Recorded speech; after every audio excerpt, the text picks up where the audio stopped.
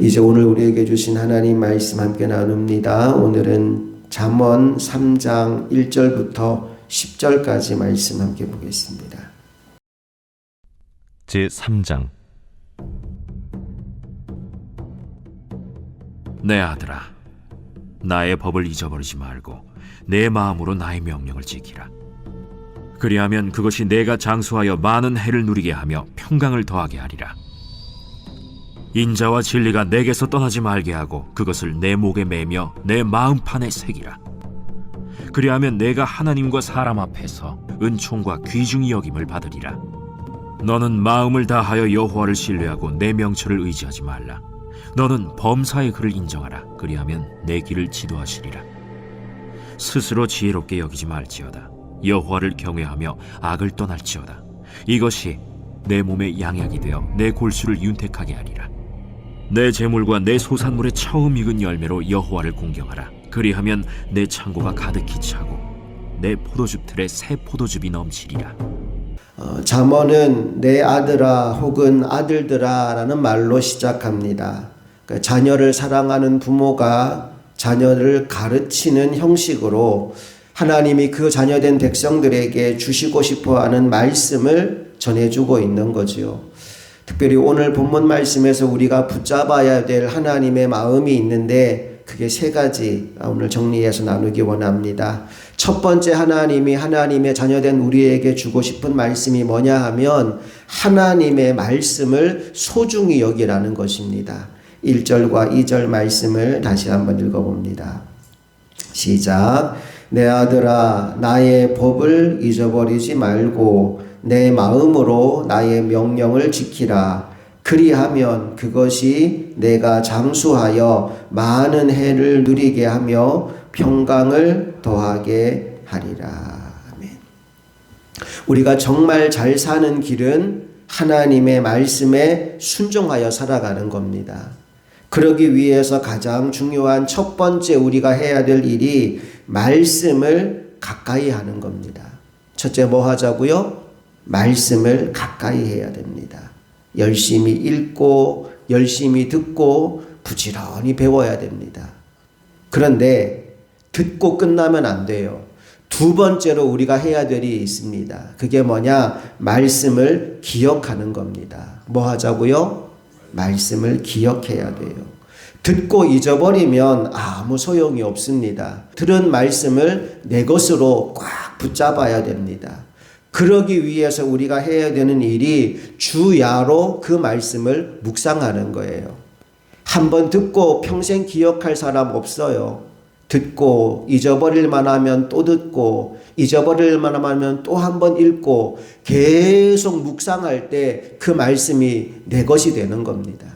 말씀을 듣고 끝내지 말고 반드시 기억해야 됩니다. 그런데 듣고 기억하고 거기서 또 끝나면 안 돼요. 세 번째 반드시 해야 되는 중요한 일이 있습니다. 그게 뭘까요? 말씀을 실천하는 거예요. 뭐 해야 된다고요? 실천해야 돼요. 행함이 없는 믿음은 죽은 믿음이라고 했죠. 1절을 다시 보십시오. 내 아들아, 나의 법을 잊어버리지 말고, 듣고 잊어버리면 안 된다는 거예요. 그리고 내 마음으로 나의 명령을 지키라. 행하라는 거죠.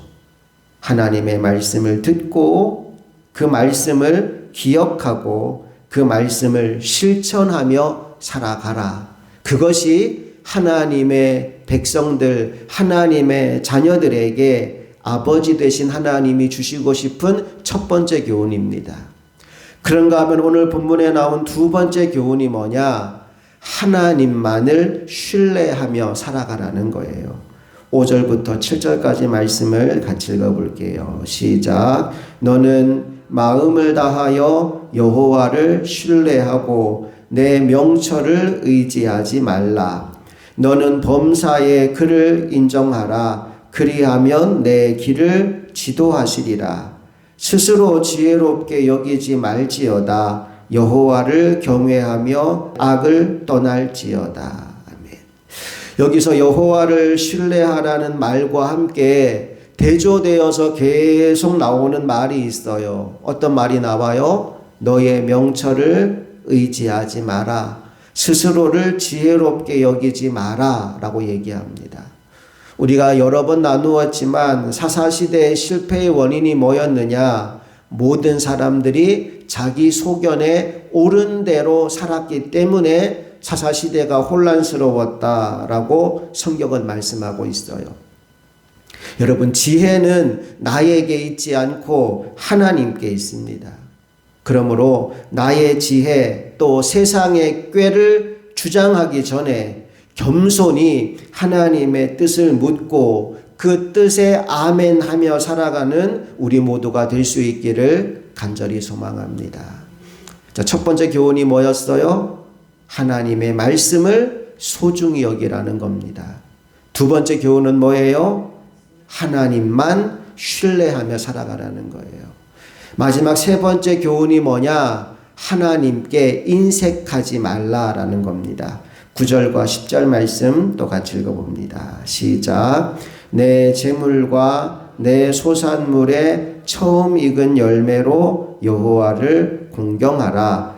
그리하면 내 창고가 가득히 차고 내 포도즙 틀에 새 포도즙이 넘치리라. 저는 헌금 설교를 거의 안 합니다. 그런데 중요하지 않기 때문에 헌금 설교를 안 하는 게 아니고 제 나름대로는 크게 두 가지 이유 때문에 헌금 설교를 안 해요.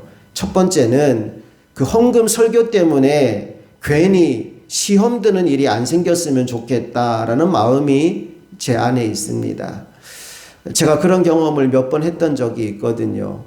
지금도 그렇지만 저는 설교할 때마다 시리즈로 설교를 잘해요.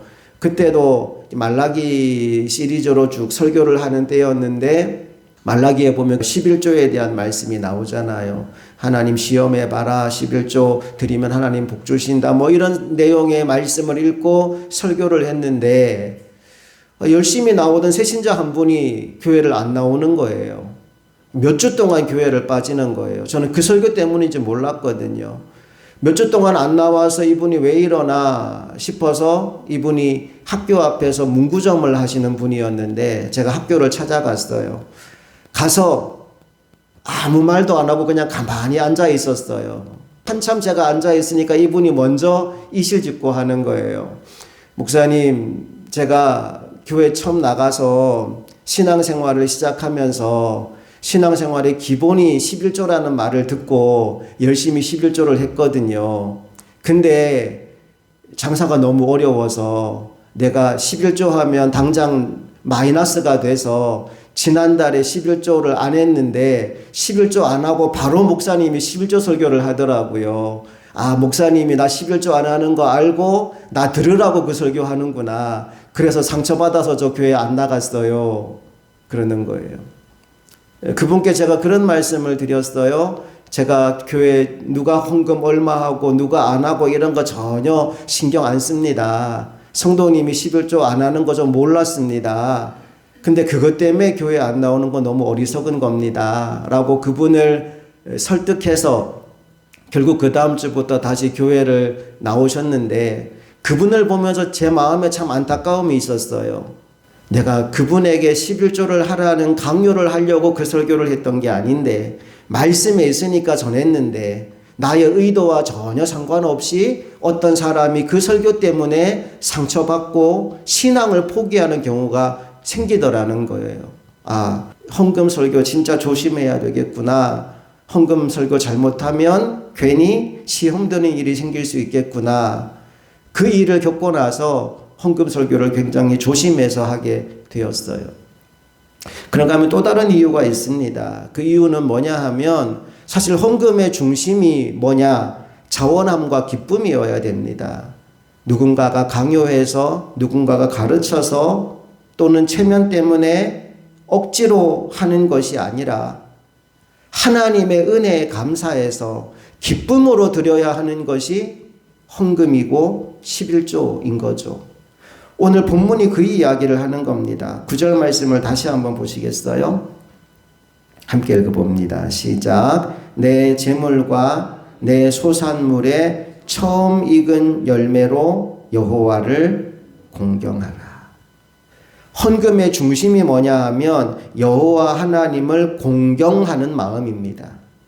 그 사랑, 그 은혜에 감사해서 내게 첫 열매 주신 것이 너무 귀하고 너무 소중해서 내게 이 첫 열매를 주신 하나님께 나의 사랑하는 마음을 담아 공경하는 마음을 담아 올려드리는 것이 예물이라는 거죠. 그러니까 헌금하는 사람의 중심에 반드시 있어야 되는 것이 억지로 인색함으로가 아니라 기쁨으로 자원함으로여야 한다는 겁니다. 그걸 설교라는 통로를 통해 가르쳐서 하게 하는 것은 때로는 올바른 방법이 아닐 수도 있겠다. 오히려 예배하다 은혜 받고 말씀 통해 힘 얻고 삶 가운데 나와 함께 하신 하나님의 역사를 체험하고 그게 너무너무 기쁘고 감사해서 자원하는 마음으로 하나님께 예물을 드려야지 헌금을 가르쳐서 헌금 설교를 해서 그로 하여금 헌금하게 하는 것은 어쩌면 올바른 방법이 아닐 수도 있겠다라는 개인적인 생각이 들어서 헌금 설교를 잘 하지 않습니다. 하지만 여러분 분명히 아셔야 합니다. 하나님 앞에 예물 드리는 것, 하나님 앞에 헌금하는 것은 결코 가벼운 일도 아니고 소홀히 여겨도 되는 일도 아니라는 거예요. 하나님이 너무나 소중히 여기는 일이고 하나님이 너무나 기뻐하시는 일입니다. 그래서 자원함과 기쁨으로 예배하고 예물 드리는 이들에게 하나님이 역사하셔요. 어떤 복을 주시나요? 10절 말씀 다시 한번 읽습니다. 시작. 그리하면 내 창고가 가득히 차고 내 포도즙 틀에 새 포도즙이 넘치리라. 하나님 앞에 기쁨으로 자원함으로 예물을 드리면 하나님 그 사람 망하도록 내버려 두시는 것이 아니라 충만하게 채워주신다라는 겁니다. 여러분, 하나님 앞에 기쁨과 자원함으로 헌금을 하고 예배하는 그 인생에게 하나님은 덤으로 이런 복을 주십니다. 나는 저와 여러분이 그 복을 누리며 살아가는 하나님의 종들이 되기를 원합니다. 예전에 또 다른 일화가 있는데 똑같은 11조 설교였어요. 그 설교 후에 어떤 성도님이 결심하라고 11조를 시작하셨어요. 그 전까지는 11조를 안 하시다가 11조 하면 하나님이 창고를 채워주신다는 그 설교를 듣고 그래 내가 오늘부터 11조 하겠다라고 해서 11조 헌금을 시작했어요. 그리고 몇 달 동안 11조 하다가 저한테 시비를 걸어왔어요. 어떤 시비를 걸어왔게요? 목사님 저 속였죠. 거짓말했죠. 그러는 거예요. 아니 왜요? 그랬더니 아니 11조 하면 복 받는다면서요. 저 그 설교 듣고 11조 했는데 오히려 망했어요. 오히려 더 어려워졌어요. 목사님 저한테 거짓말했어요. 여러분, 흥부가 제비 다리를 고쳐줬어요. 왜 고쳐줬나요? 불쌍해서. 그죠? 사랑하는 마음으로, 다른 마음 아무것도 없어요.